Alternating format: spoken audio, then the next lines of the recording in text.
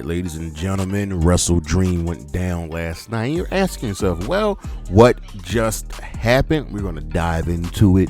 It was a really good show, not top tier like a lot of AEW pay-per-views, but it was still a good show. We had 4 matches on the pre-show, with Brian Cage defeating Atlantis Jr. to win the Ring of Honor television title. Anna Jay defeated Harley Cameron. The Acclaimed defeated MXM Collection, and they had a special guest with them that was none other than Rico, Billy's former manager. This was fun. And then the Outrunners and the Conglomeration defeated the Dark Order and the Premier Athletes. My favorite match on the pre-show is probably Anna and Harley and the TV title match. We open up with the main card, Jay White versus Hangman Adam Page, and this could have gone either way. I like this match. It was fun. It was very simple in the story. Hangman Page is on a rampage, and he tried to hang Juice. Jay White's not letting it happen. Hangman himself already took out the Guns. This was the opening contest, and it was a really good, smart match for an opener. Get the crowd involved. Hangman takes the loss, whereas Jay White got the W. He worked on Hangman's knee the whole match. He worked on the leg, so it was going to be hard for him to get those moves in. It started out slow, but really intensified near the end. That story of Hangman's knee being hurt really added a second level to this match, and Jay White gets a win in his first match back, but I don't think this is over, not in the least here. This could be the next stop in our feud until Hangman ends up facing Swerve again, but this was really solid. Then we had, my opinion, the match of the night, my favorite match, Mariah May defending the AEW Women's World Championship against none other than the love of my life, Willow Nightingale. No bias there. This was good. I wish you went a little bit longer, but for the 11 minutes they got, they really put in some amazing work. Mariah was always going to win here, and I think what we're doing is we're really holding out on Willow Nightingale winning the big one. She's already a former TBS champion, but we're definitely waiting for her to win that Women's World Championship.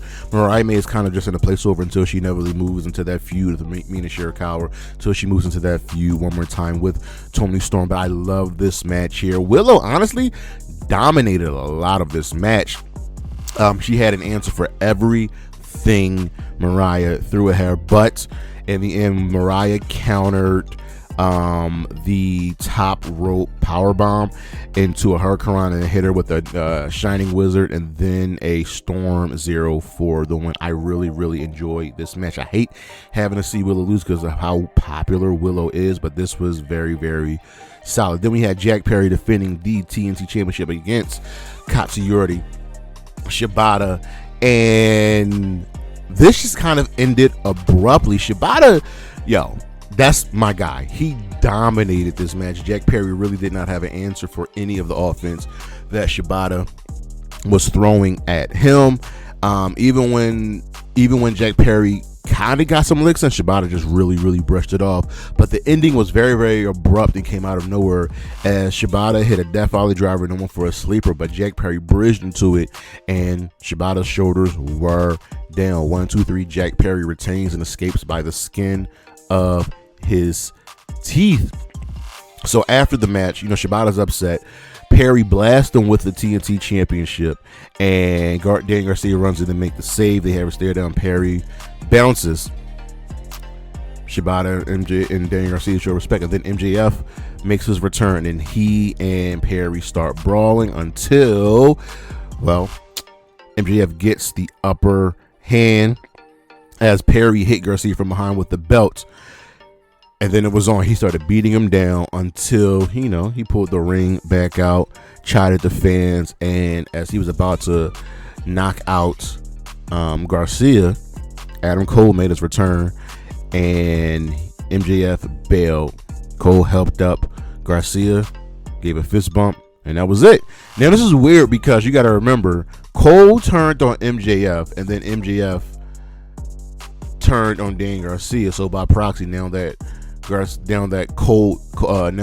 MJF is bad, Cole has to be good. It's like what's going on with right now with Ariya and Roman. Now that they're good, whoever opposes them is bad, even though Rhea and Roman have done nothing to become good.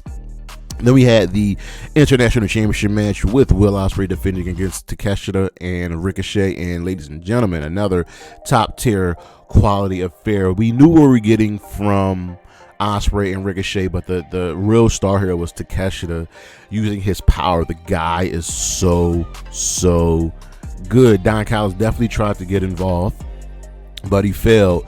The shocker here was the heel turn of Kyle Fletcher, Will Ospreay's close friend, turning on him and ultimately helping Takeshita to win the International Championship. I am happy that Takeshita has this belt. Now he can go in feud with Ricochet, whereas Will can go in feud with Kyle Fletcher. There's a lot of good moving parts here. This was good. It was full of shenanigans, but we got to see what's going on. It's going to come out after this. We had a backstage segment with Renee Paquette and Orange Cassidy. She was interviewing him until Jerry Lynn just came up and was like, listen, I asked for this because, yo, OC, you're that dude. And if you really wanted to, if you really tried, you could be the man. Just food for thought.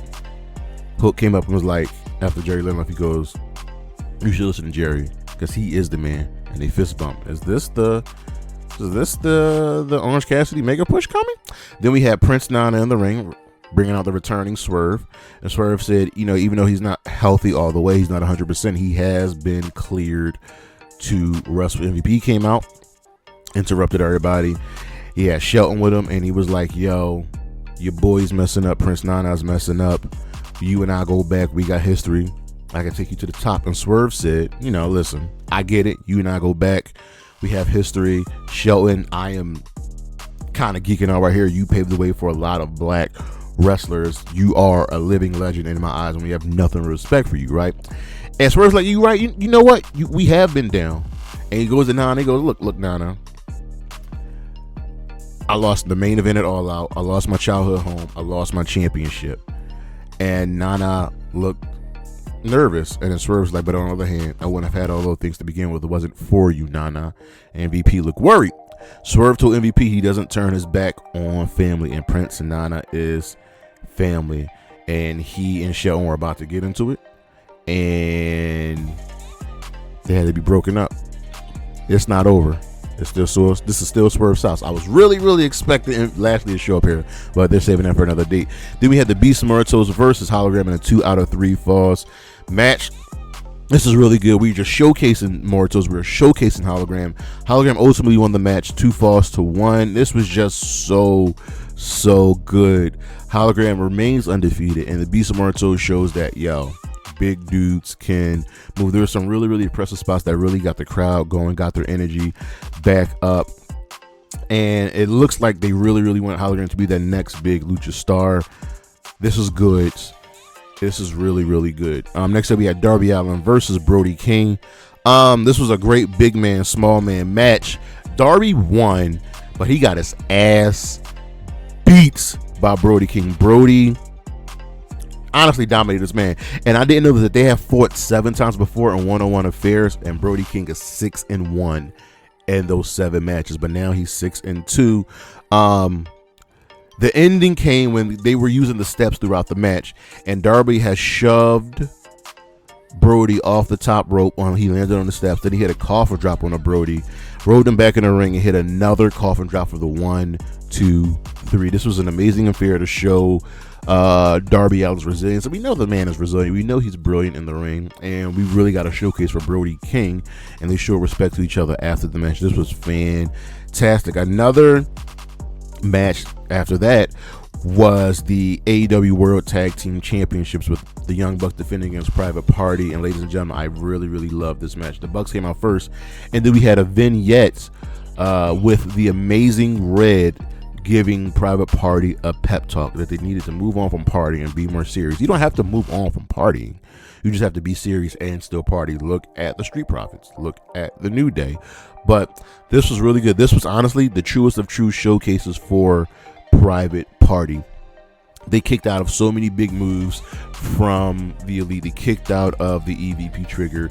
They almost got that dub because there were a lot of good near falls. Private Party were super over with the crowd. The Bucks were the right winners, but this really was a great showcase. They won ultimately with the TK driver, and it hurt seeing Private Party lose because Cassidy was in the ring just like unconsolable, his face buried in his hands. And I think this might be the change that we need. This might be that loss that Private Party needed to really be moved for. I don't stop with this push. You can push all the tech teams. You can push Private Party. You can push MXM and the Acclaimed and the Outrunners and FTR. Rebuild that tag team division. But this was a really solid affair. Then we had the Ring of Honor World Championship with Mark Briscoe defending against Chris Jericho, who had Big Bill with him. And this didn't need to go 14 minutes. And it wasn't smooth. It wasn't pretty. It wasn't graceful. But it had the emotion that we love and we need and we get from Mark Briscoe. Jericho did everything in his power to get the upper hand. He hit the J Driller. He had the learning tree, Big Bill and Brian Keith helping him out, whereas Orange Cassidy and Rocky Romero, members of the conglomeration with Mark Briscoe, also helped out.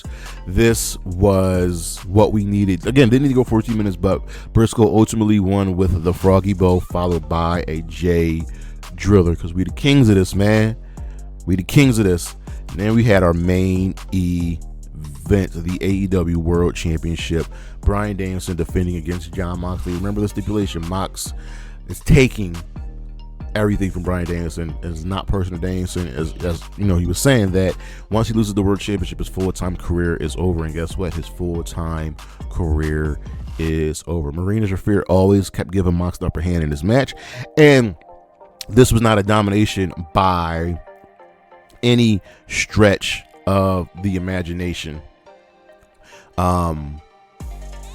Mox did his best to hurt Danielson, and Danielson did his best to counter everything, and it really was going back and forth. Mox kicked out of some moves, Danielson hit a couple knees and still wasn't enough, but ultimately the match was over when Mox gave Danielson a power driver on the outside exposed concrete, gave him a death rider, put him in sleeper hold, and choked him out. And Danielson is done.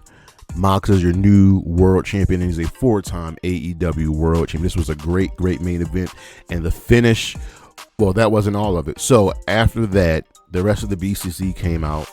They had the plastic bag. Yuta and Darby came out to make the save, but then Yuta gave Darby a running knee to the face, and he was inconsolable.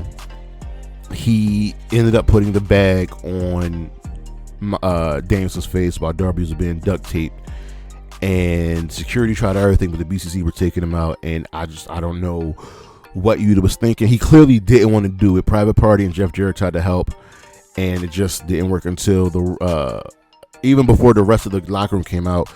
They Pillmanized Bryan Danielson, did a stretcher job. Excalibur was almost in tears, his voice cracked, and this is how you end a pay-per-view to tell that story forward. Pay-per-views don't always have to end with the good guys winning. They just don't. This was a good way to end the pay-per-view. And the story going forward is going to be great. So the real question is, who is pulling Mox's strings? What is going on? I'm really curious, because there's a war coming. Darby's ready for war. We need answers from Wheeler Yuta. This is going to be good. But that is what just happened. WrestleDream 2024. We had a lot of good stories coming out of this show. Really good matches. My favorite match, my match of the evening, was the Women's World Championship match, followed by the Triple Threat International Championship match, followed by, honestly, the Tag Team title match. But this was a good show. Thank you for listening. Thank you for watching. Come back this weekend for the High Risk Wrestling Podcast and whatever else we got to offer. Peace.